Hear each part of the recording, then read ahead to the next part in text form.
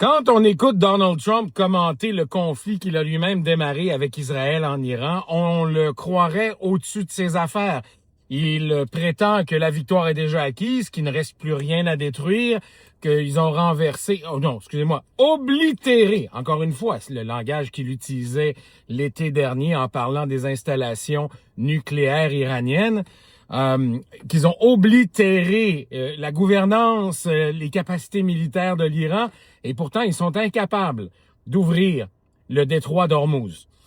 Et c'est intéressant de le voir aussi tergiverser autour de plusieurs aspects de ce conflit-là. La première chose, c'est on n'a pas besoin des alliés, on a besoin de personne, on n'a pas besoin nous-mêmes du détroit d'Ormuz.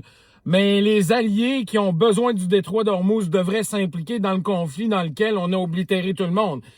C'est difficile à suivre. Et sachant comment Trump a traité les alliés de l'OTAN, notamment, je me place dans leur peau. Est-ce que je me garrocherais tout de suite pour déplacer des navires militaires pour aider les Américains dans un conflit qu'ils ont eux-mêmes démarré, alors que Trump lui-même traite les alliés de couards, de couilles molles, de pas de courage, de peureux.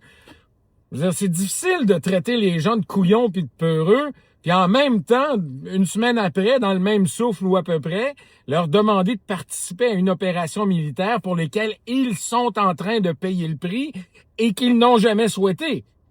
Et sachez une chose d'ailleurs, faut pas perdre de vue aussi que le Danemark a envoyé des soldats au Groenland avec des explosifs, avec des réserves de sang, en prévoyant un conflit armé avec les Américains, là. Alors, aujourd'hui, Donald Trump se retourner puis demander la participation de l'OTAN, c'est un peu étrange. Et à l'écouter parler, de toute façon, pourquoi aurait-on besoin de l'OTAN puisqu'il est en train... Écoutez, si vous avez regardé les nouvelles un peu là, aux États-Unis, Trump affirme, à qui veut bien l'entendre, qu'il y a déjà un excellent processus pour négocier une paix avec les leaders iraniens. Ce que les leaders iraniens nient catégoriquement.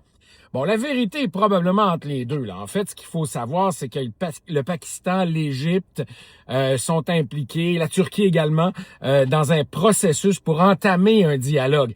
Alors, il n'y a pas de négociation directe avec Trump. Est-ce que Trump est ouvert à une négociation? Probablement, en fait, quand on s'informe auprès des républicains, ce qu'on entend de la Maison-Blanche, les échos qui sortent dans les coulisses, là, pas dans les médias, mais dans les coulisses de la Maison-Blanche, c'est qu'on s'attendait pas à ce que ça soit si difficile. On s'attendait à un résultat aussi rapide que ce qu'on a connu au Venezuela.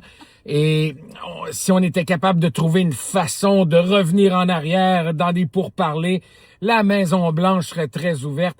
Et la raison en est bien simple, c'est qu'on constate dans les sondages l'impopularité de cette guerre-là pour Donald Trump et at large pour les républicains.